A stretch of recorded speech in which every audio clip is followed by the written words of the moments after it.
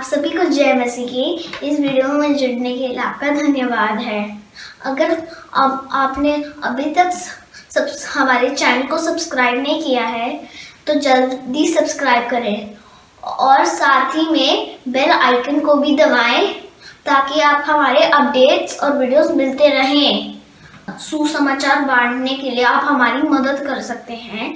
इसके लिए आप फेसबुक, ट्विटर और इंस्टाग्राम पर जुड़ें। आशा है आज का संदेश आपको आशीष देगा। तो नकल के लिए भी अकल की जरूरत है। तो हम जब किसी की नकल करें तो कई ऐसे की नकल ना करें जो खुद गलती कर रहा है। परमेश्वर मेरे को आज समझा रहा था कि हमने तेरे को ओरिजिनल बनाया।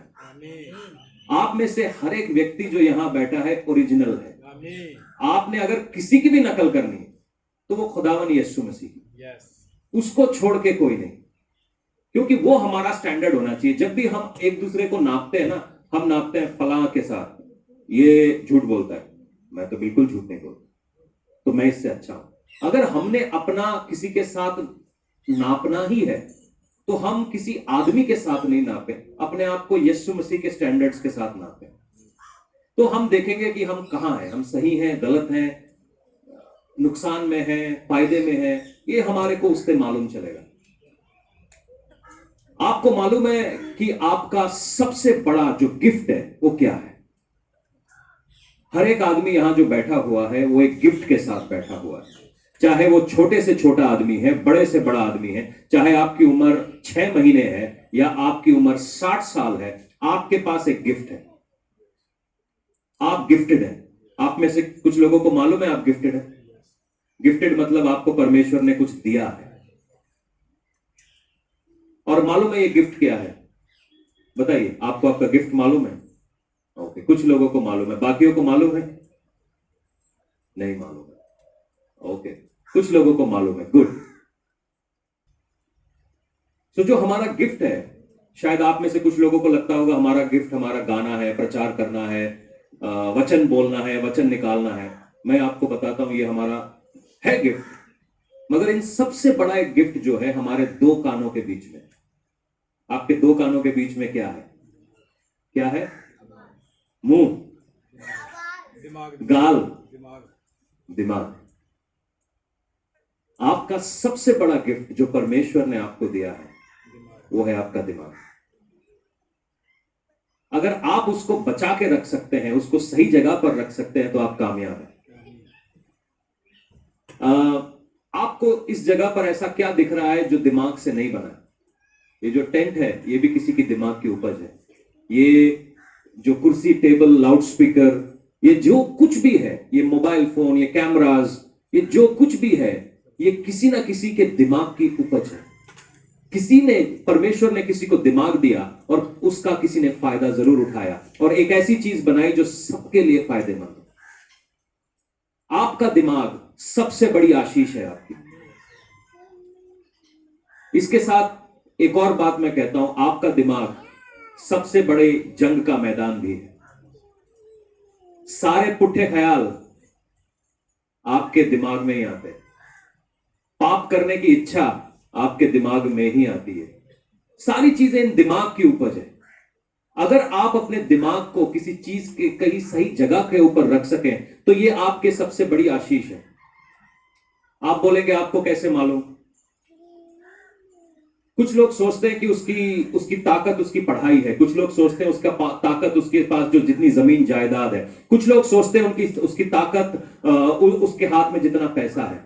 मैं बोलता हूं इन सबसे बड़ी है आपका दिमाग। मैं ऐसे लोगों को जानता हूं जो 10वीं पास नहीं है और उनके पास हजारों करोड़ रुपए हैं। दिमाग। हम सोचते हैं कि हम सबसे बेकार है, मगर परमेश्वर ने वही गिफ्ट, उसका दिमाग जो आज 1000 करोड़ के ऊपर बैठा है, उसका दिमाग 750 ग्राम से ज्यादा नहीं है। उसको 2 किलो का दिमाग नहीं मिला। उसका दिमाग भी यही 750 ग्राम का है जितना आपका है। मगर इस दिमाग का हम इस्तेमाल कैसे करते हैं? हम इस दिमाग के अंदर भरते क्या है? आपको मालूम है आपका फोन या आपका जो कंप्यूटर है उसमें एक मेमोरी चिप होता है, ठीक है? आप आपका फोन उतना ही तेज काम करेगा जितना आपकी मेमोरी में जगह रहेगी। आप अपने फोन के अंदर कचरा भरते जाइए, भरते जाइए, भरते जाइए, फोन एक दिन धीरे हो जाएगा। उसी प्रकार से आप अपने दिमाग के अंदर कचरा भरते जाइए, भरते जाइए, भरते जाइए, भरते जाइए, एक दिन आप धीरे हो जाएंगे। दुनिया आगे निकल जाएगी, हम पीछे क्यों रह गए? क्योंकि हमने अपने दिमाग का इस्तेमाल नहीं किया।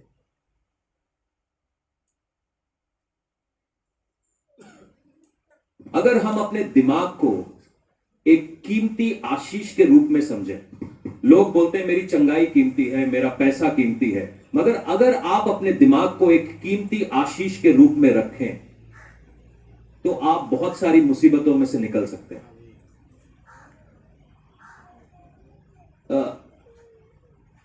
आपके आंखों के सामने कौन रहता है, आपके दिमाग में क्या रहता है, एक सेकंड लीजिए और इस बात में सोचिए कि मेरे दिमाग में क्या रहता है।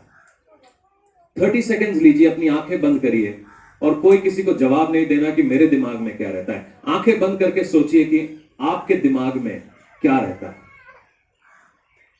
आपके दिमाग में इस समय जब आप यहां इस चर्च में बैठे हैं क्या चल रहा है? आप किस बारे में सोच रहे हैं? किस बारे में आपका ध्यान है?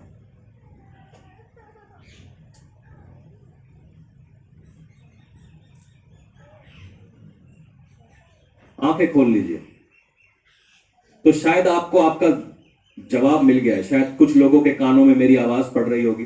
कुछ लोग ये सोच रहे होंगे कि यहां से निकलने के बाद हम क्या करेंगे, आज शाम को कौन सी मूवी आने वाली है जिसको हम देखेंगे, आज शाम को कौन से मेले में जाना है। ये सब लोग सोच रहे होंगे।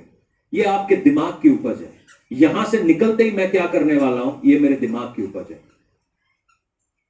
आप वही करते हैं जो होता हुआ देखते हैं। अगर मेरे को जानना है कि आपके घर में क्या चल रहा है तो मैं सिर्फ आपके बच्चों से बात करके बता सकता हूं कि आपके घर में क्या चल रहा है, क्योंकि बच्चों की आंखों के सामने, बच्चों के दिमाग में उनके मां बाप रहते हैं। बच्चे जिस हिसाब से बात करते हैं मैं समझ जाता हूं घर में यही चल रहा है। उसको कुछ बोलने की जरूरत नहीं है, कुछ करने की जरूरत नहीं है, क्योंकि बच्चा स्कूल में शायद 6 घंटे जाता है, बाहर शायद 2 या 3 घंटे खेलता है, बाकी 10 से 12 घंटे वो अपने घर में रहता है। और जब आप बच्चे को देखते हैं, बच्चा अपने मां बाप की नकल कर रहा होता है, तो आप समझ जाएंगे कि उसके घर में क्या है। और आप जैसा बर्ताव करते हैं, आप जैसा बिहेव करते हैं, उससे मेरे को पता चल जाता है कि आपके दिमाग में क्या चल रहा है। ये कोई रॉकेट साइंस नहीं है। मेरे को बड़े यूनिवर्सिटी में जाने की जरूरत नहीं है। ये आम बात है। जिस चीज को आप देखते हैं सामने, उसी को आप करने लगते हैं। हाँ, घर में जब पहले ऐसा होता था, आजकल का मुझे मालूम नहीं, पहले जैसा होता था, कुछ मेहमान आते थे, जैसे ही मालूम चलता था, मेरा एक भाई था, कजिन था, वो अच्छा ब्रेक डांस करता था, वो एक हीरो की नकल करता था। तो जैसे ही मेहमान आए तो उसके पापा बोले चल बेटा डांस करके दिखा। वो डांस करना चालू। और कुछ लोग अच्छी पेंटिंग बनाते थे, तो मेहमान आते थे तो सबको दिखाया जाता, देखो कैसी पेंटिंग बनाया। तो ये जो दिमाग में जो चल रहा है वही हम लोग कर रहे होते हैं।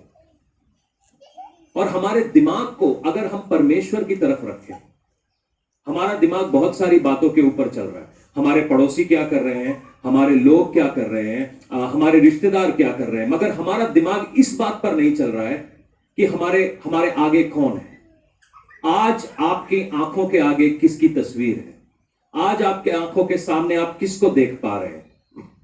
अगर आज हमारी आंखों के सामने परमेश्वर है तो हम परमेश्वर की तरह बिहेव करेंगे। पिछले हफ्ते अगर आप मेरे साथ थे तो आप जानते हैं कि परमेश्वर हमारा कौन लगता है। वो हमारा पिता है। और जब हम परमेश्वर की ओर देखते हैं तो हम परमेश्वर की तरह से बर्ताव करने लगते हैं। परमेश्वर जिस रीति से काम करता है हम उस रीति से काम करते हैं। यीशु मसीह कहता है मैंने अपने पिता को देखा है, जिस तरीके से मेरा पिता काम करता है उस तरीके से मैं काम करता हूं। जिस तरीके से आप किस तरीके से काम करते हैं यह आपको जानने की जरूरत है।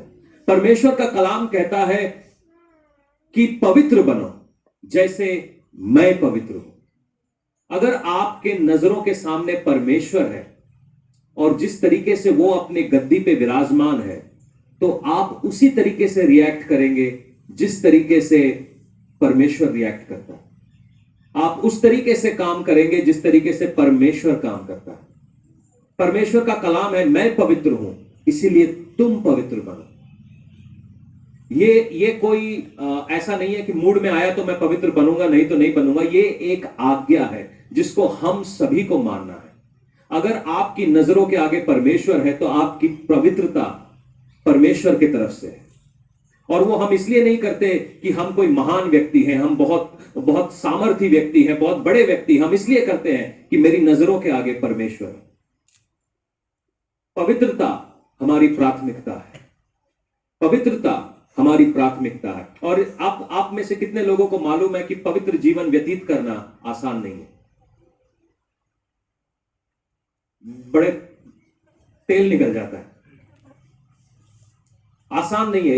इसमें दम लगता है, ताकत लगती है, मेहनत लगती है, सोच लगती है, प्रार्थना लगती है, फास्टिंग लगती है। जब सारी दुनिया पुट्ठे काम कर रही हो ना, आपको पुट्ठा काम करना मुश्किल है,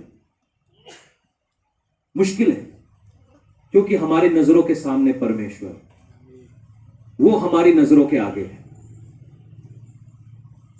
एक बाइबल की आयत को निकालेंगे और हम 2 शमूएल 11:1 से पढ़ेंगे। ये पुराने नियम की किताब है और ये जो मैं सारी बातें कह रहा था, 2 शमूएल उसकी 11:1 आयत से। ये दाऊद और बतशेबा की कहानी है। आप में से कुछ लोगों को शायद मालूम होगा, जिन लोगों को नहीं मालूम, आज मैं यहां से आपको एक कहानी सुनाने जा रहा हूं। ये एक व्यभिचारी परमेश्वर के दास की कहानी है। हम में से बहुत सारे लोग, ये इन लोगों का सवाल है कि शायद आपका नहीं है, आप पवित्र जीवन व्यतीत करते हैं। कुछ लोग हैं जो शायद यहां नहीं है, तो उनका सवाल है कि हम पाप में कैसे ना गिरे। अगर ये आपका सवाल है तो हाथ नहीं उठाना, नहीं तो दुनिया आपका न्याय करने लगेगी। हम पाप में कैसे ना गिरे, हम पवित्र जीवन कैसे जिए, आज मैं आपको बताना चाहता हूं। ये जो मैं कह रहा था, आपका जो दिमाग है, ये आपकी दिल की खिड़की है। तो हम पवित्र जीवन कैसे जिए, जितने लोगों का ये सवाल है वो यहां पर इसको सुन सकते हैं। आइए हम मिलकर पढ़ेंगे। फिर जिस समय राजा लोग युद्ध करने को निकला करते हैं, उस समय अर्थात वर्ष के आरंभ में दाऊद ने योआब को और उसके संग अपने सेवकों समस्त इजराइलियों को भेजा और उन्हें अमोनियों का नाश किया और रब्बा के नगर को घेर लिया, परंतु दाऊद यरूशलेम में रह गया। सब बोलो, सांझ के समय, सांझ के समय दाऊद पलंग से उठकर राजभवन की छत पर टहल रहा था और छत से उसको एक स्त्री जो अति सुंदर थी नहाती हुई देख पड़ी। परमेश्वर का धन्यवाद है, हम सभी के पास बाथरूम है। जब दाऊद ने भेजकर उस स्त्री को पूछवाया, तब किसी ने कहा कि यह एलियाम की बेटी और हित्ती उरिया की पत्नी बतशेबा नहीं है।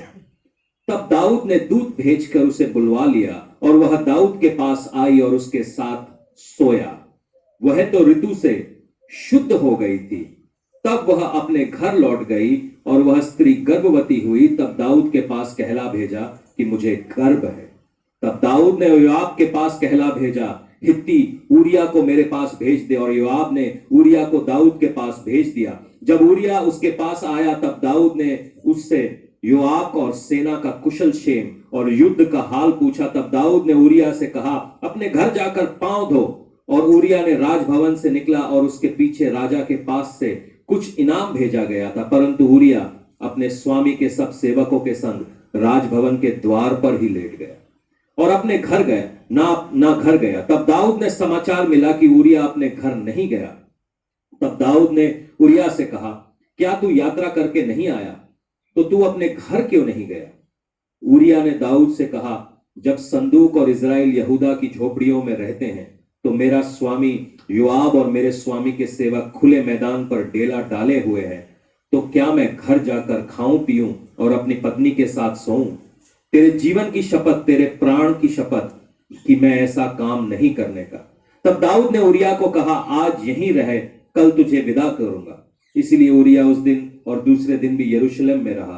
तब दाऊद ने उसे न्योता दिया, उसने उसके सामने खाया पिया, उसी ने उससे मतवाला किया, और सांझ को वह अपने स्वामी के सेवकों के संग अपनी चारपाई पर सोने को निकला, परंतु अपने घर न गया।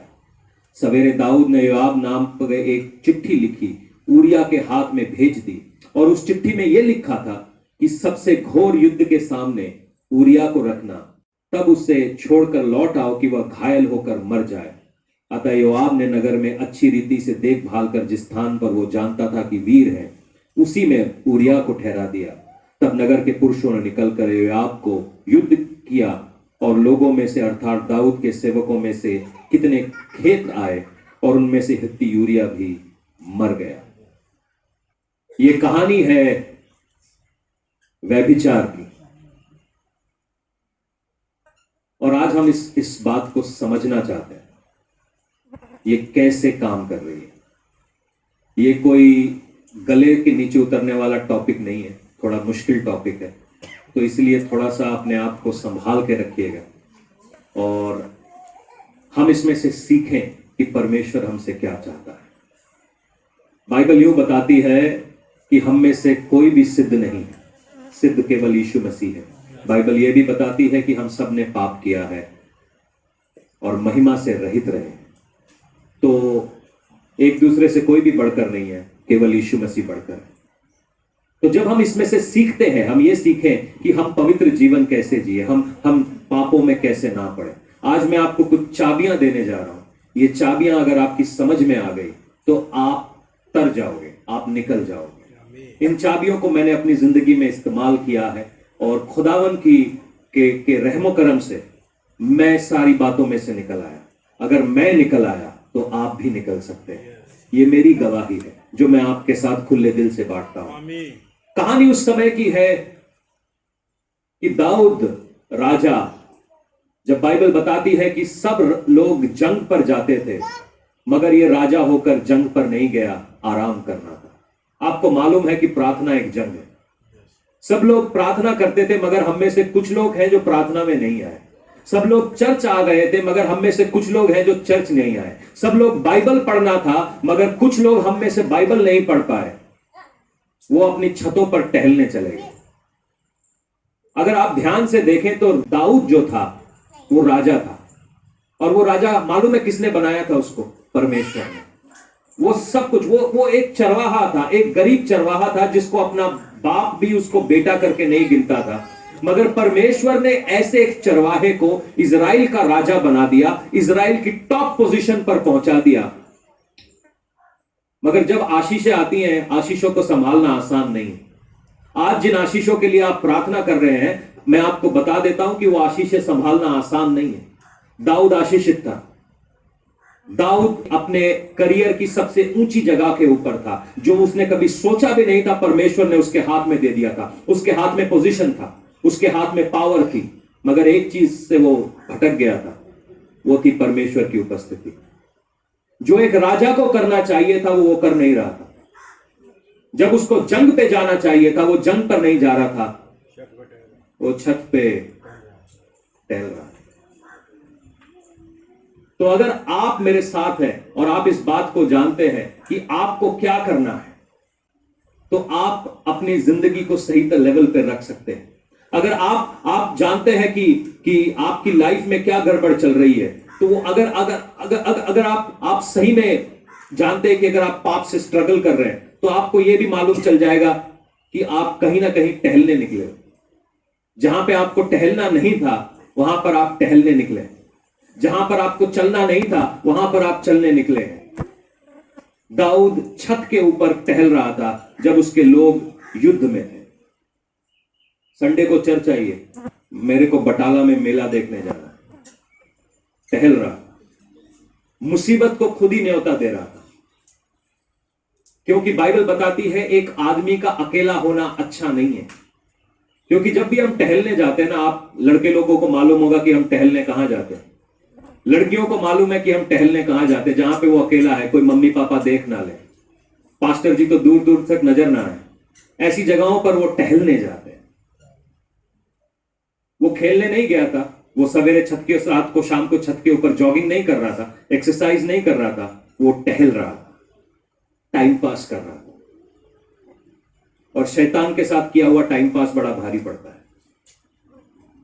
वो टहलने निकला छत के ऊपर और उसी समय एक एक एक अचानक से, ये आजकल की भाषा में बोलेंगे, वो फोन देख रहा था।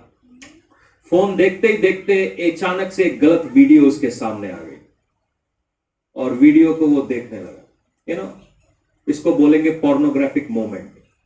वो देख रहा था, वो परमेश्वर के गाने ढूंढ रहा था, हालेलुया स्तुति महिमा ढूंढ रहा था, मगर अचानक से आ गया सामने परमेश्वर का दास, सामर्थी दास, एक ऐसा दास जो फिलिस्तियों के ऊपर भारी पड़ता है, एक ऐसा दास जो पावरफुल योद्धा है। वो एक पत्थर से गोलियत जैसे दानव को नीचे गिरा देता है। सारी इजराइल उसकी महिमा करती है। एनॉइंटिंग है उसके हाथ में। खाली हाथों से वो शेर और भालुओं के मुंह फाड़ के मेमने को बचा के लाता है। ये दाऊद है। वो एक सेंसिटिव आदमी भी है। वो गीत लिखता है परमेश्वर के लिए, वो परमेश्वर के लिए धुनें बनाता है, मगर ऐसे में वो टहलने निकल जाता है। वो काम करने लगता है जो काम उसको करना नहीं चाहिए था। जब उसको लड़ना चाहिए था, वो छत पे टहल रहा होता है, अपने मौज भोग विलास में घूम रहा होता है, और अचानक से उसकी नजर उस चीज पर पड़ती है जिसको वो ढूंढ भी नहीं रहा। फोन पे वो वीडियो, वो साइट खुल जाती है। अचानक से किसी का फ्रेंड रिक्वेस्ट आ जाता है। अचानक से कुछ हो जाता है। कितने लोग इस बात को यकीन करते हैं कि अचानक से कुछ हो जाता है? आमीन। कुछ तो ईमानदार है। मेरी बेटी सबसे बढ़िया है। वो मेरे जोक्स पे हंसती है, मेरे क्वेश्चंस पे हाथ उठाती है। अगर कोई ना भी हंसे तो आई हैव एक ऑडियंस है मेरे पास। अचानक से नहीं हुआ, आई प्लान्ड, परमेश्वर के हिसाब से हुआ है। तो अचानक से दाऊद की नजर इस स्त्री के ऊपर पड़ती है, और दाऊद ऑलरेडी, उसके पास बहुत सारे बीवियां हैं, उसके पास कॉन्क्यूबाइंस हैं, उसके पास 3 बीवियां ऑलरेडी हैं। बीवियां, मैं बोल देता हूं बीवियां, यहां एक को रखना मुश्किल है, उसके पास बीवियां थी। यहां मतलब फौज है उसके पास बीवियों की, मगर फिर भी उसकी नजर पड़ती है उस चीज के ऊपर जो उसकी नहीं है। और फिर उसके बारे में जांच पड़ताल में लग जाता है। कई बार आपके फोन पे ऐड आता है, फ्रेंडशिप करिए, फ्रेंडशिप बनाएं, और उसके अंदर एक लड़की की फोटो आएगी। फोन को कैसे पता चल जाता है कि मैं लड़का हूं? उसको बोलते हैं टारगेटिंग। फोन आपसे ज्यादा स्मार्ट हो चुका है। आपका स्मार्टफोन आपसे ज्यादा स्मार्ट हो चुका है। वो लड़की को लड़का दिखाएगा और लड़के को लड़की दिखाएगा। इसी को बोलते हैं स्मार्ट टारगेटिंग। शैतान को मालूम है आप किस चीज से खींचे आते हैं। दाऊद के पास ऑलरेडी बीवियां थी, और उसकी नजर एक औरत के ऊपर नहाते हुए पड़ती है, और पूछवाने लगता है, कौन है, पता करो जरा, कौन है, किधर रहती है वो, पता करो। हमारे साथ होता है ना, कई बार अचानक से साइट खुल जाता है। शायद आप में से कुछ लोग पता करने लगते हैं कहां फ्रेंडशिप हो सकती है, कैसे। उस साइट के मैं तो देख नहीं रहता, मगर अचानक से उस साइट के अंदर चले जाते हैं। मैं तो कभी उस तरफ देखता भी नहीं था, मगर वो सोच आपके अंदर आ जाती है। तो कहीं ना कहीं आप टहलने निकले, टहल रहे, और अचानक से मजेदार बात यह है कि बात तो ये दाऊद की थी, मगर मैं ये बात बातशीबा की भी करता हूं कि जितनी मेरी समझ है, जब गांवों में घरों के अंदर टॉयलेट बाथरूम नहीं हुआ करते थे, तो जो गांव की लड़कियां थी वो उस समय सवेरे के समय या जब दिन निकलने से पहले वो सारे जो काम थे वो कर लिया करती थी। मगर ये बहन जी जो थी, इसका पति लड़ाई पर गया था और ये भी टहलने निकली थी। और जो 2 टहलते हुए लोग हैं वो बड़े खतरनाक होते हैं, चाहे वो लड़की है चाहे वो लड़का है। मेरा सवाल ये है, मैं नहीं जानता यहूदी रीति क्या है, मगर मेरा सवाल ये है कि बहन जी, आप शाम के समय जब सारी दुनिया जाग रही है, आप खुले में नहा क्यों रही हैं? ये एक सवाल है, मेरे को मालूम नहीं जब मैं खुदावन के पास पहुंचूंगा वो इसका जवाब देंगे। सब लोग कहते दाऊद की गलती है, हाँ उसकी गलती है, क्योंकि वो राजा था, वो अभिषिक्त था, वो अथॉरिटी में था। मगर एक बहन जी और भी थी जो टहल रही थी, और टहलते हुए दो आदमी बड़े खतरनाक होते हैं। कभी कभी किसी लड़के को और लड़की को टहलते हुए अगर आपने देखा है तो मुझे मालूम है कि कौन सी सीटी पे कौन सी खिड़की खुलती है, कौन से मोटरसाइकिल के हॉर्न पे कौन बाहर आता है। ये टहलना है। और ये दोनों टहल रहे होते हैं। दाऊद लोगों को भेजता है कि बुला के लेके आओ भाई, और वो ऐसे नहीं भेजता, क्योंकि जब भी राजा किसी दूत को भेजता वो खाली हाथ नहीं भेजता, वो गिफ्ट्स के साथ भेजता है। एक ऑलरेडी शादीशुदा औरत गिफ्ट को देखकर सब भूल जाती है, सब भूल जाती है। हम आपको दो चीजें बताता हूं, आदमी और औरत के बीच का डिफरेंस। हम आदमी लोग जो होते हैं ना, हम आदमी लोग शिकारी होते हैं। क्या होते हैं? शिकारी। कोई बस हमें कह दे कि आज अच्छे दिख रहे हो, तोंद अंदर हो जाती है, छाती बाहर चली जाती है। हम शिकारी हैं, क्योंकि हमें शिकार करना अच्छा लगता है। ये इसको बोलते हैं मिड लाइफ क्राइसिस। क्योंकि घर में बीवी कभी तारीफ करती नहीं तो आदमी बाहर तारीफ ढूंढने चला जाता है। घर में तो बीवी हमेशा स्यापा पाती है, दाल लाओ, चावल लाओ, ये लाओ, मगर आदमी को तारीफ चाहिए। तारीफ कौन कर रही होती है? फेसबुक वाली। आप अच्छे दिखते हैं। ओ तेरी, शन्नो ने तो कभी नहीं कहा तुम अच्छे दिखते हो। देखो कितना प्यार करती है मुझसे। फेसबुक वाली ने तेरे लिए बच्चे पैदा नहीं किए, ना वो तेरे लिए रोटियां बनाती है। फेसबुक पे लिखना आसान है, और आदमी को लगता है वाह मेरे को अटेंशन मिल रहा है, क्या मैं दोबारा जवान लग रहा हूं, वाह चलो इनके पीछे। वो भी टहलने निकल जाता है, भूल जाता है कि उसके घर में बच्चे हैं, उसके ऊपर जिम्मेदारी है। लड़कियों का प्रॉब्लम क्या है मैं आपको बताता हूं, थोड़ा समय हो गया मेरे को सेवकाई करते हुए। औरतों का प्रॉब्लम क्या है? उनको ऐसा आदमी चाहिए जो उनकी बातें सुने, उनकी बातें सुने। कैसे हो सकता है एक 80 किलो का आदमी एक 16 साल की लड़की के साथ भाग जाता है? बस उनकी बातें सुन लो। कैसे हो सकता है 4 बच्चों का बाप एक 17 साल की लड़की के साथ भाग जाता है? बस उनको थोड़ा सा अटेंशन दे दो, बातें सुन लो। उस औरत को लगता है कि इसने मेरे को अटेंशन दिया, इसने मेरी बातें सुनी, ये बहुत अच्छा आदमी है। ये जो हमारी लेडीज को बनाया गया है ना, ये जो अंदर जो सीमेंट लगा है, वो है एक शॉपर का। शॉपर समझते हैं? वो कभी भी आप एक रुमाल भी लेने जाएंगे ना, वो 6 रुमाल निकलवा के देखेंगे, मैचिंग नहीं है। दूसरा दिखाओ भैया, दूसरा वाला दिखाओ भैया, ये कितना महंगा क्यों है? एक रुमाल लेने के लिए वो 6 रुमाल खोलते। जो बंदा औरतों के साथ डील करता है, मैं उसको सल्यूट करता हूं। और खासकर जितने लोग सूट बेच रहे होते हैं, साड़ी बेच रहे होते हैं, सारे आदमी होते हैं। क्योंकि औरत को बेच नहीं पाएगी। जहां ज्यादा मन नखरे दिखा रही है, जा मैं नहीं लेती। मगर आदमी जो होता है पेशेंस वाला होता है, उसको मालूम है उसको किसको बेचना है। मैडम ये ले जाओ, इसमें तो आप बहुत ही जचोगे। नहीं कहा, नहीं पक्का ले जाओ, बहुत जच रही हैं आप।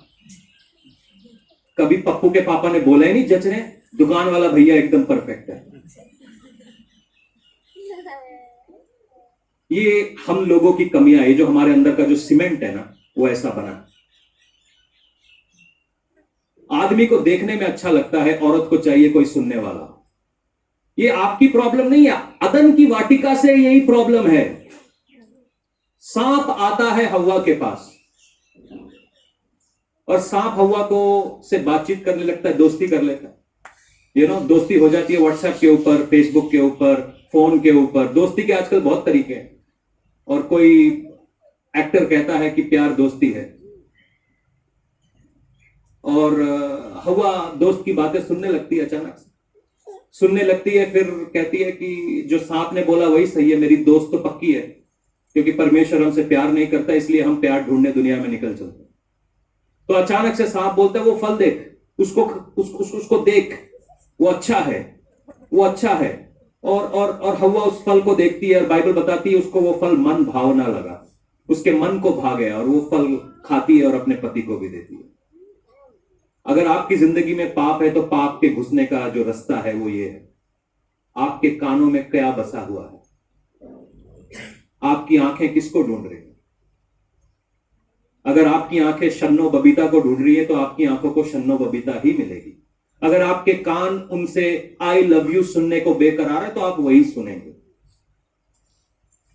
मगर अगर आपके कान परमेश्वर के वचन की तरफ ट्यून है कि आप कहीं से परमेश्वर के वचन की आवाज सुने तो आप वही सुनेंगे। आप देखना चाहते हैं, अगर आपकी आंखें इस बात के लिए ट्रेंड है कि आप परमेश्वर की महिमा को ही देखें तो वही आप देखेंगे। जो आप देखना चाहते हैं वही आप देखेंगे, जो आप देखना नहीं चाहते वो आपको कभी दिखा नहीं सकता।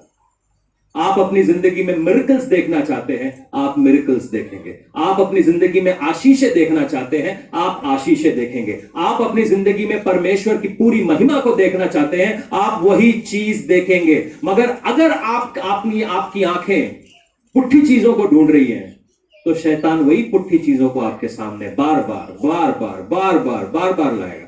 एक दिन मैं आपका फोन मालूम है बड़ा तेज है। जितने लोग स्मार्टफोन कितने लोग इस्तेमाल करते हैं? ओके, आपके स्मार्टफोन में एक चीज है जिसको आप बोलते हैं वॉइस सर्च। आप बोलते हैं और वो सर्च करके देता है। आप बात कर रहे होंगे कुछ, अचानक से जैसे वो सर्च खोलेंगे ना, आपको वो चीज दिखने लगेगी। क्योंकि आपका फोन, जब आप नहीं सुन रहे, आपका फोन आपको सुन रहा है। जैसे ही आप आपस में बात कर रहे होंगे ना, यार आज हमको घूमने के लिए गुरदासपुर जाना चाहिए, वहां पे खाने की कौन सी जगह है, आपको अचानक से आप अपना फोन खोलेंगे ना तो अचानक से फेसबुक पे आपको यूट्यूब पे ये खाने की जगह दिखने लगेंगी। आपने तो सिर्फ बोला भर है। शैतान इस स्मार्टफोन से भी स्मार्ट है।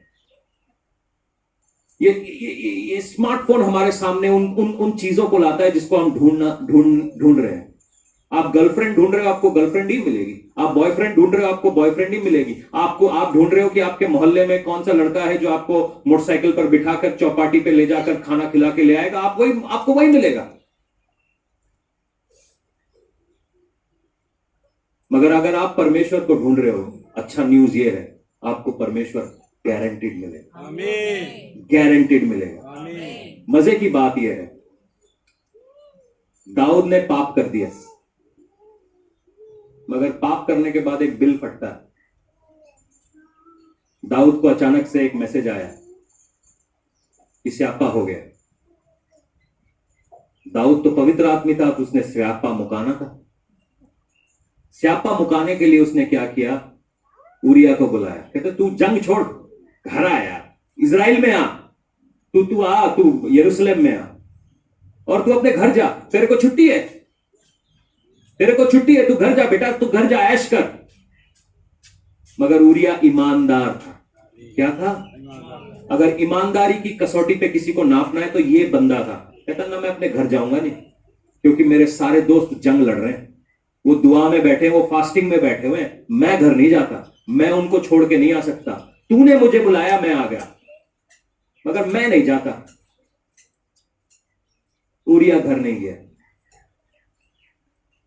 बाइबल बताती है दाऊद उसको 2-3 दिन तक अपने पास रखता है, उसको खिलाता है, पिलाता है, फिर उसी के हाथ में चिट्ठी भेजता है कि इसको मरवा दो। और उरिया वो चिट्ठी ले जाकर योआब को देता है और बाइबल बताती है वो मर जाता है।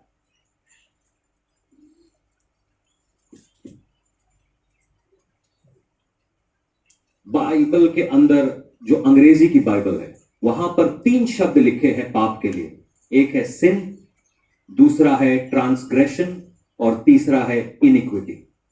एक है पाप जो गलती से हो गए, दूसरा जो है ट्रांसग्रेशन कि हमने जानबूझ के ही पाप करना है। गलती से आपने एक गलत साइट देख ली, मगर फिर दूसरी बार आप गलती नहीं कर रहे, वो गलती नहीं कर रहे, आप जानबूझ के देख रहे।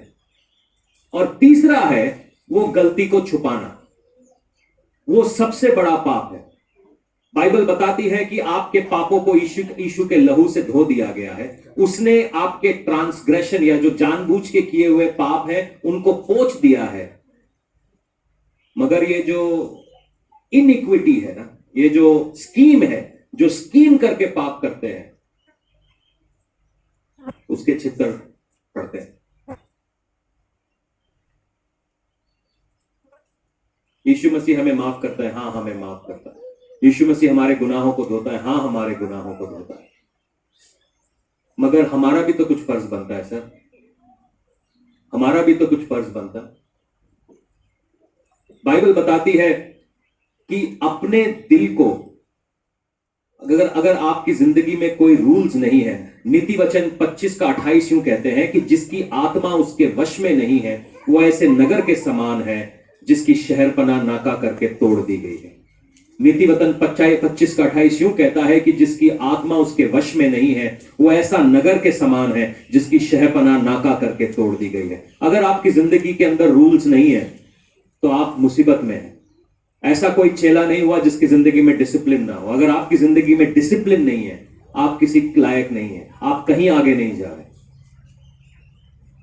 अगर आपको अपनी जिंदगी में बदलाव देखना है, मिरेकल्स देखना है, ब्लेसिंग्स देखना है, आपको डिसिप्लिन लाना बड़ा जरूरी है। कोई चेला बन ही नहीं सकता बिना डिसिप्लिन के। हमको लगता है कोई फर्क नहीं पड़ता हम प्रार्थना करें ना करें, हमारे लिए प्रार्थना टाइम पास हो गया है। मेरी जिंदगी में कुछ रूल्स हैं और मैं उन रूल्स को बड़े ध्यान से फॉलो करता हूं। किसी से कल्ला ना मिलो,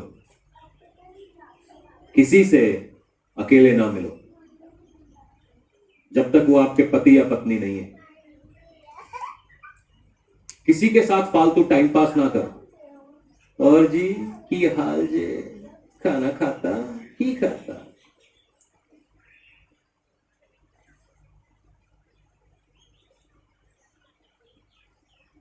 क्योंकि जिस चीज को आप सुनने लगेंगे वो आपके आंखों के सामने घूमने लगेगी, और जब आप उसको घूरने लगेंगे आपकी जरूरत आपका जुनून बन जाएगी। और जब कोई चीज जुनून से ज्यादा बढ़ जाती है वो आपसे खता करा देती है। और केवल खता ही नहीं है, ये आपको खता के आगे लेकर जाती है। आप स्कीम बनाने लगते हैं उस खता को छुपाने के लिए। और दुख की बात यह है कि उसका दंड पड़ता है। बाइबल ये बताती है दाऊद और बादशिबा से जो गुनाह हुआ उससे एक बेटा पैदा हुआ, और 7 दिन तक दाऊद भूखा प्यासा उस बेटे की जिंदगी की भीख मांगता रहा, मगर परमेश्वर ने उसको बख्शा नहीं। पहला समूएल में परमेश्वर कहता है ये मेरे दिल के पीछे चलने वाला आदमी है, मगर एक चैप्टर में दुनिया इधर की उधर हो जाती है। दाऊद अपनी गलतियों को छुपाने लगता है जैसा उसके आगे का राजा साउल कर रहा था। साउल भी अपनी गलतियां छुपा रहा। हमको लगता है हम अपनी गलतियां छुपा के बस हम, दुनिया को पता नहीं चलेगा। दुनिया को पता चले ना चले, जिसको पता चलना है उसको पता चल रहा।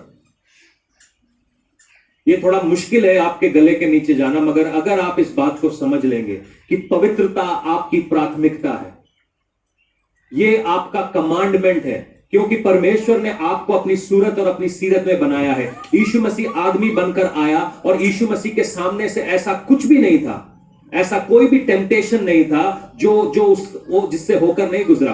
पहली चीज ही शैतान उसको कहता है कि आजा पत्थर को रोटी बनाते हैं, उसके अंदर घमंड डाल रहा था। दूसरी चीज कहता है चल ये यहां से तू छलांग लगा दे, उसको परमेश्वर की इच्छा के विरोध में ले जा रहा था। तीसरी चीज कहता है उसको ऊंची जगह पर ले गया। दाऊद भी ऊंची जगह पर था, यीशु भी ऊंची जगह पर था। शैतान बोलता है ये सारा राज्य मैं तुझे दे दूंगा, ये सारे पैसे मैं तुझे दे दूंगा। यीशु बोलता है मेरा राज्य इस दुनिया का नहीं है। आज लोग चर्चिस क्यों जा रहे हैं? पैसा चाहिए, पैसा पैसा पैसा पैसा। वही लोग तो उधर जा रहे हैं, क्या बोलते हैं, पहाड़ों के ऊपर पौड़ी पौड़ी चढ़ते चढ़ते। तो उनका और हमारे बीच में फर्क क्या है? मैं ये नहीं बोलता हूं पैसे की जरूरत नहीं है। बाइबल बताती है पैसा सिक्योरिटी है, पैसा सिक्योरिटी है, पैसा बेवकूफी नहीं है, पैसा सिक्योरिटी है। कलीसिया में सबसे ज्यादा पैसा होना चाहिए, कलीसिया के अंदर सबसे ज्यादा पैसा होना चाहिए, मगर कलीसिया के अंदर भुखमरी क्यों है? क्योंकि हम पैसे से ज्यादा प्यार करने लगे। शैतान ने हमारे दिमाग को ट्विस्ट कर दिया। जो हमारी जिंदगी की जरूरत है वो है परमेश्वर। परमेश्वर हमारी जरूरत है, यहोवा यीरे है, मेरी सारी जरूरतों को पूरा करने वाला वो है। अगर आज आप जवान हैं, आपको एक पत्नी चाहिए, परमेश्वर देने वाला है। अगर आपको एक पति चाहिए, परमेश्वर देने वाला है। अगर आपका पति सही नहीं है, उसको भी सही करने वाला परमेश्वर है। अगर आपकी पत्नी सही नहीं है, उसको भी सही करने वाला परमेश्वर है। इधर उधर देखना बंद करो। दूसरे का पति, दूसरे का पत्नी, दूसरे के बच्चे, दूसरे का पैसा, दूसरे का घर, दूसरे की गाड़ी, दूसरे का, तुम्हारे पास सब कुछ है। तुम्हारे पास उसने सब कुछ दे दिया है। अगर आपकी अगर शादी नहीं हुई है, मैं आज आपको बोलता हूं, प्रार्थना करना चालू करो। प्रार्थना करना चालू करो, परमेश्वर की तरफ से एक दास या दासी आपको मिलेगी। अगर आज आपके पास पैसे नहीं है, प्रार्थना करना चालू करो, परमेश्वर आपको बुद्धि देगा, बिजनेस आइडियाज देगा, बिजनेस अपॉर्चुनिटीज देगा। अगर आज आपके घर में शांति नहीं है, प्रार्थना करना चालू करो। हम क्या कर रहे हैं? छत पे टहल रहे हैं, क्योंकि शिंदे को भी छत पे मिली थी, मुझे भी छत पे ही मिलेगी। ये छत का मामला बड़ा गड़बड़ है, नस जाते हैं लोग। पंजाब में छत पे जाना बड़ा डेंजरस है, इसलिए मैं कल्ला कभी छत पे होता ही नहीं हूं। और अगर हो भी रहा होता तो आंखें बंद रहती, हालेलुया धन्यवाद करता रहता।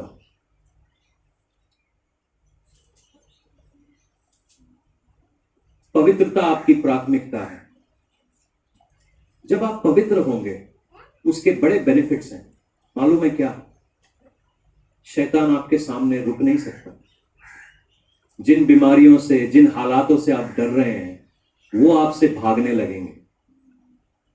गंदगी के ऊपर क्या बैठती है जी? हाँ जी, अगर ये छोटी छोटी मक्खियां आपकी जिंदगी के ऊपर घूम रही हैं, तो हमको कहीं ना कहीं समझना चाहिए कि कुछ तो गंद है भाई। सफाई हुई नहीं बढ़िया से, क्योंकि हम सफाई वाले लोग हैं। रूहे पाक जब भी आती है, वो पवित्र करती है, साफ करती है, वो सिद्ध करती है, वो क्लीन करती है।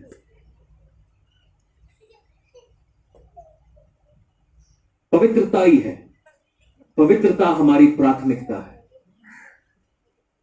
पवित्रता हमारी प्राथमिकता है। आज ये हमारी प्रार्थना होने दीजिए। मैं नहीं जानता, आप में से बहुत सारे लोग अपनी जिंदगियों में शायद गलत सपने देख रहे हैं। शायद आप अपनी जिंदगी में व्यभिचार को एक्सपीरियंस कर रहे हैं। मगर मैं आज आपको बताता हूं, इससे निकलने का एक तरीका है। आपकी कान किसको सुन रहे हैं? आपकी आंखें किसको देख रही हैं? आपके दिमाग में कौन है? आपके कान किसको सुन रहे हैं? ये दरवाजे हैं आपके दिल के। बाइबल बताती है मत्ती 6:22 में कि आपकी आंखें आपके शरीर के लिए ज्योति हैं। आपकी आंखें किसको ढूंढ रही हैं? ये तो आपकी है, बाकी तो ढूंढ रहे हैं। कोई तो लैला होगी कहीं पे, उसको आंखें ढूंढ रही हैं। कोई तो मेरे को कह दे कि तुम बहुत गुड लुकिंग हो, लाइफ बन जाएगी। कोई तो मुझको, ये आंखें और हमारे कान जो है ना, ये बड़े खतरनाक जगह है। आपकी नाक सबसे बेस्ट चीज है। ये है परखने की ताकत। खाने से पहले हम सूंघ के देखते हैं, खुशबू अच्छी आती तो भूख बढ़ जाती है। ये नाक प्रोफेटिक है, ये भविष्यवाणी की चीज है। ये सूंघ के पहचान लेती है आदमी क्या है। मगर ये कान और ये आंख और ये जबान जो है ना, ये कंट्रोल में नहीं आते। हम कान से गंध सुनना चाहते हैं। कोई तो कहे आई लव यू, क्या वो सही में तेरे से प्यार करता है?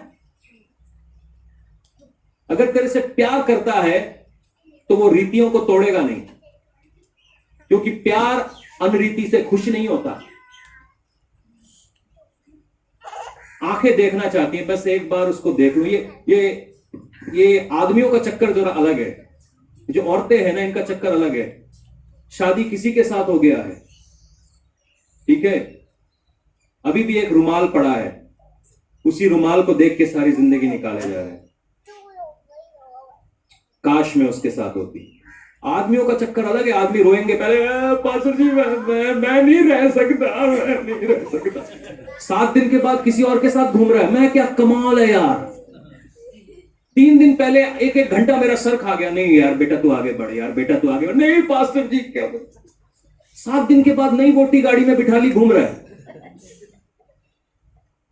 हम आदमियों का बड़ा तेज है। हम एक चीज पे टिके नहीं रहते, पलटी मारते हैं हम। औरतों का ऐसा है, रुमाल देख के, वो चिट्ठी देख के ही शिंदा,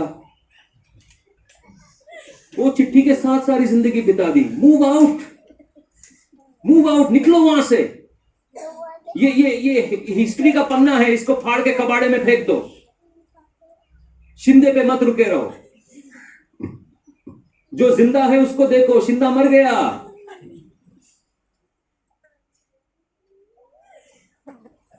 ये बड़े लफड़े हमारे। ओ प्रभु का धन्यवाद है, आप सब लोग हंस रहे हैं, नहीं तो मेरे को सुना चित्तर पड़ने वाले आज। इसलिए मैं आज सवेरे 4 बजे से उठ के अन्य भाषा में प्रार्थना कर रहा हूं। बड़ा ही डेंजरस टॉपिक है। एक कपल है जिनकी मैं काउंसलिंग कर रहा था कुछ समय पहले। तो ये जो भाई है, इनकी शादी को 4 साल हुए हैं। 4 साल में इनके 2 बच्चे हैं और 15 अफेयर्स हैं। मैं क्या स्यापा पाजी, तुसी ग्रेट हो। मतलब ये टैलेंट आया कहां से? वो जब तक वो 2 बच्चे पैदा कर रही थी उसने 15 अफेयर कर लिए। और मैं परमेश्वर से पूछ रहा था मैं क्या बोलूं इसकी बीवी को। परमेश्वर ने बोला माफ कर। मैंने कहा क्या बोल रहे हो प्रभु, मैं सही सुन रहा हूं या तुम क्या बोल कह रहे हो? कहता माफ करना तेरे हाथ में, जो तेरे हाथ में तू वो कर। मैंने उन बहन जी को बोला बहन जी ऐसा है, आप भी माफ करो, क्योंकि इस आदमी का सुधरना तो इसके हाथ में। आप तो अपनी जिंदगी बचा लो। और ये एक बड़ी बड़ी अजीब सी बात है कि हमारी आंखें, हमारे कान किस चीज को ढूंढ रहे हैं, हमारा दिल किस तरफ है। क्योंकि जो आप यहां से अंदर भर रहे हो ना, वही यहां पर है। जो आप यहां से अंदर भर रहे हो, दरवाजे हैं आपकी जिंदगी के अंदर। अगर आज आप शैतानिक हमला झेल रहे हैं, व्यभिचार को झेल रहे हैं, आज अपने कान, अपनी आंखों को, अपनी जबान को हम परमेश्वर के सामने डेडिकेट करें कि परमेश्वर यहां पे अगर आवाज पड़े तो ये तेरी पड़े। हम बरकत को देखेंगे, क्योंकि बरकत आपका अधिकार है। ये आपका अधिकार है। ये कोई रहमत नहीं है, ये कोई भीख नहीं है, ये आपका अधिकार है, ये आपका राइट है। एक बेटा बेटी होने पर ये आपका राइट है। पवित्रता आपका पोजीशन है। आप पवित्र है क्योंकि उसने आपको लहू से धोकर पवित्र किया है, और पवित्र बने रहिए। कचरा अपने ऊपर मत आने दो, गंद अपने ऊपर मत आने दो। अपने कानों को, अपनी आंखों को आज हम परमेश्वर के लिए ट्यून करेंगे। आपको मालूम है पुराने जमाने में डिश नहीं होते थे, अंटीने होते थे। और जैसे ही चित्रहार आने वाला होता था, मैं अपने भाई को छत पे चढ़ाता था और नीचे से आवाज, देखो आया टीवी, वो लगाता था, आया, हाँ आया। तो आज हम अपनी आंखों को ऐसे ट्यून करेंगे। शायद आप जो 90 में पैदा हुए, 99, 95 में, उनको नहीं पता, ये पुरानी बात है। थोड़ा सा आपको जिंदा होना पड़ेगा, लंबा जीना पड़ेगा, तब आपको मालूम चलेगा। ये जो वो 99 वाले, वो केबल वाले, उनको पैदा होते ही केबल मिल गया था 200 रुपए में। हमें नहीं मिलता था जी, हमारे को दूरदर्शन मिलता था। मैं कृषि दर्शन भी देखता था, आपको मालूम नहीं है। मैं खरपतवारों के बारे में भी बता सकता हूं। आइए हम अपनी आंखों को, अपने कानों को परमेश्वर के लिए ट्यून करेंगे। हालेलुया। क्योंकि पवित्रता हमारा अधिकार है। पवित्रताई में रहना परमेश्वर चाहता है कि हम पवित्रताई में रहें। परमेश्वर चाहता है कि हम आशीषों में रहें। अपनी आंखें बंद करें, हर एक आंख बंद रहे। ये मैंने बात बहुत हल्के में कह दी, मगर ये बहुत कीमती बात है। अगर आज आप शैतान को हराना चाहते हैं, बाइबल बताती है शैतान का सामना करो। क्या कहती है? शैतान का सामना करो और वो तुम्हारे सामने से भाग जाएगा। Resist the devil and it will flee from you. वो कहता नहीं शैतान को मुक्के मारो, उसका सामना करो। आप पवित्रताई के साथ उसके सामने खड़े रहो। मजाल है उसकी, वो आपके घर में घुसेगा, मजाल है वो आपकी जिंदगी में आएगा। मगर अगर आपके कान, आपकी आंखें खुदावन को छोड़कर किसी और को ढूंढ रही हैं, आपका जुनून यीशु मसीह नहीं कोई और है, आपकी जान यीशु मसीह नहीं कोई और जानू है, तो you have missed the mark. आपने गलती कर दी है, आपने गलती कर दी है। खुदावन मेरी कान तेरी तरफ, मैं तेरी आवाज सुनना चाहता हूं, मैं तुझे देखना चाहता हूं। खुदा सुखुरुबो शातकेंतो कोरोबा जितने लोग अपने सपनों में गलत बातों को देखते हैं, व्यभिचार को देखते हैं, आज अपने कान और अपनी आंखों को परमेश्वर के हवाले कर दें। कहिए कि पिता, आज आपकी आशीष इस जगह पर हो। जितने लोग, मैं जानता हूं यहां पर बहुत सारे लोग, आपकी उम्र से इसका कोई फर्क नहीं पड़ता, आप चाहे 6 महीने के हो या 60 साल के, ये आत्मा एक ही तरीके से आपके ऊपर काम कर रही है। अगर आप व्यभिचार को अपने सपनों में होता हुआ देख रहे हैं कि कोई व्यक्ति आके आपके साथ गलत कर रहा है या कोई लेडीज आपके साथ आके गलत कर रही है, तो ये एक फॉल्स स्पिरिट है। अपने कान, अपनी आंखों को आज परमेश्वर के हाथ में दे दीजिए। आज अगर आप इससे निजात चाहते हैं, अगर आप सही में छुटकारा चाहते हैं, इसको परमेश्वर के हाथ में दे दीजिए। दीरामा से खे रोबो साकान तेरे शी तेरे बा दूराबा से तेरे बेने कान तो को रोबो साखा राबाशे दिखे रो मोसाता कान तेरे सी। परमेश्वर का कलाम यह कहता है कि पवित्र बनो, पवित्र बनो, पवित्र बनो, पवित्र बनो, पवित्र बनो। तुम पवित्रता ही तुम्हारा अधिकार है, यहां पे तुम्हें रहना है, ये तुम्हारी पोजीशन है परमेश्वर के सामने। आज इस पोजीशन को नहीं छोड़िएगा। ये रूहे पाक चाहता है, उसका नाम ही पवित्र आत्मा है। वो अपवित्र आत्मा नहीं, वो पवित्र आत्मा है। वो शुद्ध करने वाली आत्मा है, वो पवित्रता ही लाने वाली आत्मा है। तुम कैसे सबसे पाक पवित्र यहोवा के सामने आ सकते हो और अपवित्र रह सकते हो? पुराने नियम में यहोवा का नाम भी मुंह से नहीं लेते थे। ये तो खुदावन यीशु मसीह का शुक्रिया अदा हो कि उसने लहू बहा दिया और हम उस नाम को जो सब नामों से बड़ा है अपने मुंह में ले सकते हैं। सीतेरे मकानते सीतेरे।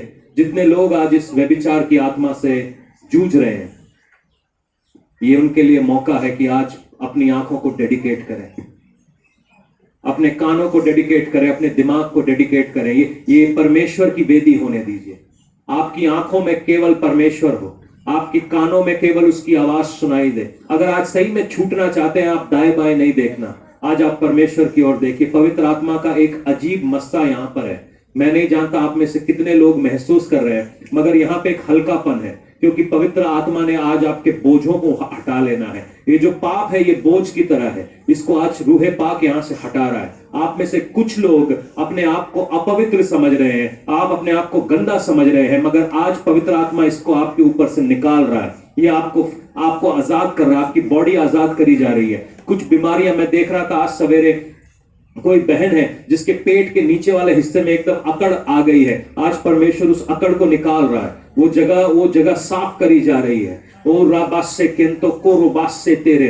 एक एक एक एक एक एक एक एक एक बहन से परमेश्वर का आत्मा यूं कहता है कि जब मैं तेरे साथ हूं, तू घबराना नहीं है। रूबास से ते केंतो रोसी, तेरे परिवार को मैं एक नई ऊंचाई पे लेके जाने वाला हूं। रीबास से तेरे दुखान तेरे बेसे। ये बहन रो रो के परमेश्वर से मांग रही थी कि मैंने इतनी मेहनत करी है, मैंने इतना कुछ सहा है और मेरी जिंदगी में छुटकारे नहीं हुए हैं। आज परमेश्वर का आत्मा आपको यूं कहता है आंटी जी कि परमेश्वर आपके परिवार को अगले लेवल पर ले जाएगा। तू जो रो रही है कि मेरे पास घर भी नहीं है, परमेश्वर ने तेरे को घर देना है। रिसा ते के रोबा, तेरे सोचने से बढ़कर, शांति के रोसो को रोबो से ते, जो तेरी सोच से बढ़कर है वो घर तुझे मिलने जा रहा है। रमाना शेते केंतो कुरा सेते रोबोबो शाता कांते रेसे के रोबोसो दिखेंतो कोरोबासे रिबाना से कोरोबासे। किसी को शैतान टहलाने ले गया था, आज परमेश्वर का आत्मा शैतान के साथ आपके उस रिश्ते को तोड़ता है। अपने ऊपर डिक्लेयर करो। जितने लोग ये दाऊद की तरह छत पर टहलने निकले, जितने लोग ये बत्शीबा की तरह बाहर नहाने को निकले, वो आज अपने ऊपर डिक्लेयर करो रीबास से के ये शैतान के साथ ये टहलने का जो रिश्ता है, ये जो टहलना है, बेकार का घूमना है, उसको आज अपने ऊपर से तोड़ो प्रभु यीशु के नाम से। इस टहलने के रिश्ते को अपने ऊपर से तोड़ो प्रभु यीशु के नाम से। ओ ये बेकार के घूमने को अपने ऊपर से तोड़ो प्रभु यीशु के नाम से। इसी समय परमेश्वर यीशु के नाम से, इसी समय परमेश्वर यीशु मसीह के नाम से, इसी समय परमेश्वर यीशु मसीह के नाम से, इसी समय परमेश्वर यीशु मसीह के नाम से break right now, break right now. हुक्म दो, हुक्म दो, हुक्म दो यीशु के नाम से। अपने ऊपर हुक्म दो कि मैं टहलने के लिए नहीं बुलाया गया हूं। मेरी पोजीशन परमेश्वर के सामने है, उसकी वेदी के सामने है, उसके घुटनों के, मेरे घुटनों के, मैं अपने घुटनों के बल परमेश्वर की महिमा करने वाला हूं। उसके पांव के सामने बैठकर परमेश्वर की उस्तत करने वाला व्यक्ति हूं। साथे रीसा काम तखेरबा दूरा मासे ते केरुबो। मैं आज आपको बताता हूं कि वो आपसे नफरत नहीं करता। अगर वो नफरत करता तो वो अपने इकलौते पुत्र को आपके सामने नहीं भेजता था। अगर वो आपसे नफरत करता तो वो आपके लिए मरता नहीं था। अगर वो आपसे नफरत करता तो उसके मुंह से निकले हुआ एक शब्द आपकी जिंदगी को खत्म कर सकता है। मगर वो आपसे प्यार करता है, वो आपसे प्यार करता है। और अपने बच्चों को साफ रखना हर माँ हर बाप चाहता है। हर माँ और हर बाप अपने बच्चे को पवित्र रखना चाहता है। कौन सा माँ बाप चाहेगा कि उसका बच्चा गंदा रहे? परमेश्वर आपकी रूह को साफ करना चाहता है, उसको रूह को पवित्र करना चाहता है। आज अपनी रूहों को परमेश्वर के हाथ में दे दीजिए। मैं जानता हूं आपके घरों में तकलीफें हैं, आपकी शादियों में तकलीफें हैं, आपके पैसे में तकलीफें हैं। आज अपनी रूहों को आज खुदावन के हाथ में दे दीजिए। कहते इसको साफ कर देता। आज परमेश्वर लड़ाई के लिए कुछ लोगों को खड़ा कर रहा है। आप में से कुछ लोग जिंदगी को बदलता हुआ देखेंगे। दुनिया को बदलने वालों में से एक है। शायद आप में से एक आदमी यहां पर खड़ा हुआ है। वो तू अपने आप को बहुत छोटा समझता है, तू अपने आप को बहुत घटिया समझता है, मगर परमेश्वर ने जो तेरे से बात कही तेरे छुटपन में, जब तू छोटा था, वो परमेश्वर पूरा करने जा रहा है।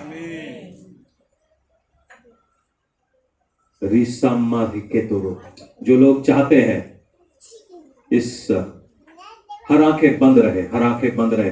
मैं देख पा रहा हूं लोग परमेश्वर की तरफ फोकस नहीं कर पा रहे। हर आंखें बंद रहे, हर आंखें बंद रहे। Every eyes close. हर आंखें बंद रहे, हर सर झुका हुआ रहे। जो लोग एवरी आई क्लोज, हर आंखें बंद, जो लोग इस बात से छुटकारा चाहते हैं वो धीरे से अपना हाथ उठा लीजिए। रूसो को रोबो शांते केरे सातेरे मानसे दो रोमाशे केंतो को रोबासे। हाथ नीचे कर लीजिए। हम प्रार्थना में जाएंगे, हम प्रार्थना में जाएंगे। परमेश्वर आज छुटकारे का दिन है। परमेश्वर आज छुटकारे का दिन है। होली स्पिरिट आज छुटकारे का दिन है। आज छुटकारे का दिन है। हो राबा से के तोरो बोनते के सी। आज छुटकारे का दिन है। खुदावन से मांगिए आज छुटकारे के लिए। आज ब्रेक, आज तोड़ दीजिए हर बंधन को। हर चीज जो आपको गंदा करती है, गंदगी में ले जाती है, आज उसको तोड़ दीजिए। आज खुदावन आपको शुद्ध कर रहा है और शुद्ध कर रहा है। रीबा से टेकेन तो को रोबो से रीबा ना साता कान तेरे सी रोबो शोको रोबो साता का रामा। आज छुटकारे का दिन है। आज आपके ऊपर से, मैं यहाँ देख रहा हूँ कुछ लोगों के ऊपर से हथकड़ियां जैसी चीजें टूट रही हैं। कुछ चीजें आपको इतना मजबूर कर देती हैं कि आप भागने लगते हैं, उस तरफ दौड़ने लगते हैं, खींचे चले जाते हैं, जैसे चुंबक को देख के खींचता है। मगर आज परमेश्वर उस चीज को आपके अंदर से निकाल रहा है यीशु के नाम से। ओ राबा शेखे रोबोसो। आप परमेश्वर के चुने हुए लोग हैं, आप परमेश्वर के याजक हैं, आप परमेश्वर के बेटे बेटियां हैं। हालेलुया। आज इसको निकलने दीजिए अपने घरों से, अपने परिवार में से, अपने खानदान में से इसको निकलने दीजिए। उसको हुक्म दीजिए कि यीशु के नाम से आज बहुत हो गया, बहुत हो गया। निकल आज यहां से, निकल आज यहां से। यीशु के नाम से आज बहुत हो गया, निकल आज यहां से। यीशु के नाम से आज बहुत हो गया, निकल आज यहां से। मैं कोई तेरी कठपुतली नहीं हूं। मैं परमेश्वर की बेटी और बेटी हूं, बेटा और बेटी हूं। मैं तेरी कोई हाथों की कठपुतली नहीं हूं। मैं परमेश्वर का बेटा और बेटी हूं। हालेलुया। ओ राबाबा से के रोको सोतो कांते रेसी रोशो को रोबासे खेंतो को रोबासे रिबेबे रेबेशो को रोबो सांता का रूसो तो रोबो शेखे राबा सांता का। हालेलुया। रूबो सोतो रोबो दिखेंतो को रोबासे। कलीसिया, जो लोग प्रार्थना चाहते हैं वो सामने आइए। और उनके हाथों से कुछ गलत चीजें, गलत साइट्स बंद हो रही हैं और एक नई चैप्टर चालू हो रहा है। ओखा राबा शेकेंतो रोबो सोतो रोशेके लीरा मासेते रेबे सांतो को रोबा। अगर आप परमेश्वर को अपनी जिंदगी में आने का मौका दीजिए। हो रामा, पवित्र आत्मा को पुकारिए। अपने हाथों को स्वर्ग की ओर उठाते हुए हम पवित्र आत्मा को पुकारेंगे। पवित्र आत्मा एक चेंज लेकर आए, पवित्र आत्मा एक चेंज लेकर आए, पवित्र आत्मा एक चेंज लेकर आए। कुछ लोगों के ऊपर, पीठ के ऊपर गर्मी महसूस हो रही है। ओ राबा से खिंतोरो, ओ राबा से तेरे मैंने से के। Every demonic stronghold be broken right now. Go, go, go, go, go, go. In the name of Jesus, Lord. Every demonic